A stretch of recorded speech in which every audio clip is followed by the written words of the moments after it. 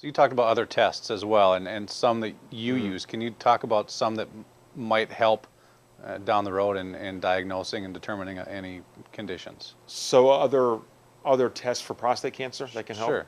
Absolutely. Wow. Hope we have enough memory. So here we go. So first you have the PSA itself. The PSA test, as long as it's a clear number, that can be helpful.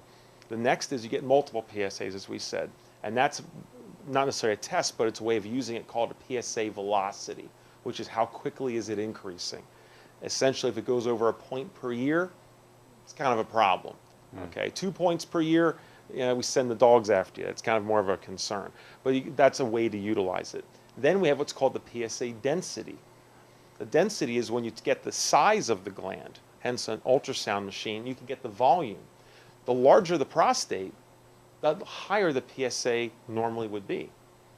So if you have a normal sized prostate, and your PSA is high, that's a problem. But if you have a large prostate, what's the problem?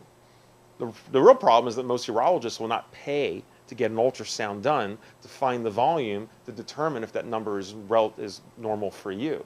So you run it into the system issue again. Also, there's a test called the percent free PSA, which is another test that the Mayo Clinic came up with years ago, which is a qualitative indicator. So the regular PSA says, all we know is in your blood, we found this PSA that's high. Who knows why? You could have gone bull riding as far as we know. And that's true. Well, we see cowboys and rodeo guys. The #1 bull in Arizona a few years ago, his name was Dr. Proctor. Kind of sums up about what it does to your PSA.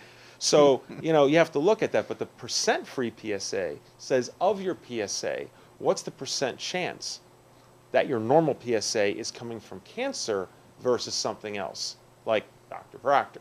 So that's a qualitative tool that's available, and your regular lab can run it. Most people are not aware of it. There's another test called the PAP, the prostatic acid phosphatase, and it's the male PAP, not the female PAP. I know what guys think. No probes, but it's simply a blood test, and this is the old PSA test. Well, I should say it's the test of PSA substituted. The reason we got rid of it is that that test is only elevated when the cancer has already gotten out or has grown legs.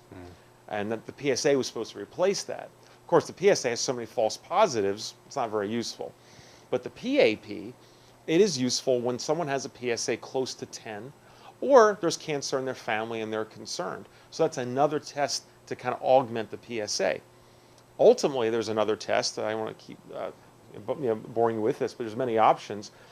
Probably the most promising test right now, and we have patients that fly to my office, for our service, but even for this one test, the PCA3 stands for Prostate Cancer Antigen 3, and it's the first in a line of molecular DNA marker tests. So you're going to see more of these in other areas of cancer, not just prostate cancer. But what it's looking for is it's a functional genomic test, not a diagnostic. Diagnostic means that when you hear genetic test, it means someone has the gene for prostate cancer or the gene for baldness, which I think I inherited, whatever it might be. But a functional genomic test is one where it says when a certain functional reaction is occurring. So when there is a cancer there, that cancer tends to produce DNA that's associated with that cancer. So you're seeing a whole new line of tests that are tracking DNA that is new to certain body systems or to cancers. So the first was the PCA3, and it is by itself, by most recent standards, 65 to 75% reliable to positively predict prostate cancer on an individual test. And of course, as we just discussed, the PSA is abysmal. One PSA doesn't tell you anything. You need multiple tests. So the PCA3 is the closest we have to a one-off test. And Mayo Clinic and other urologists would use that test when they knew you had prostate cancer. Everyone in your family died of it. Your PSA is 15. You could feel it with your finger. It almost ate your finger off. All this happens, and the biopsy comes back negative. Now what do? You're the doctor. You know it's there, but now that patient's leaving, and he's a walking lawsuit because you didn't catch it. And if the patient refuses to come back and have another biopsy, then they might accuse you that you didn't do your job right. This actually happens. So this test would be authorized for $1,400 for this test to make sure that the doctor knew whether or not he had it or not. I call it the Pontius Pilate test. It was a way to cleanse the doctor's hands of lawsuits. So you see that there's a business of medicine as well, and so the tracking and these tests we're talking about kind of interplay. But that's the PCA3. Other tests you can do that are a little simpler, a urinalysis.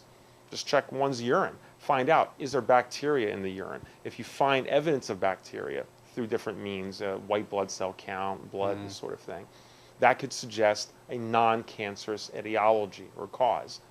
Because if there's infection, an infection makes the PSA go up.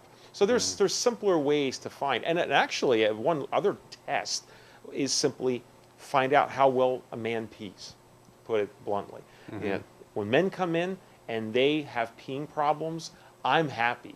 I'm ecstatic. Now, my medical students say it's because I like, it's good for business having guys with peeing problems. But the real reason is because the more problems you have, the more it suggests you do not have prostate cancer.